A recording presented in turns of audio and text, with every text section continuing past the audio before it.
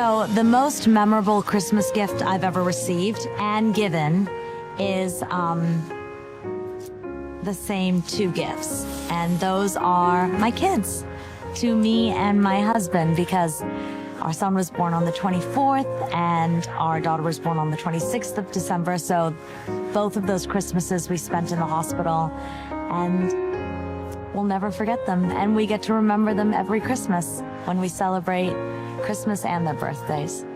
So I've always loved Christmas, but now I love it twice as much more.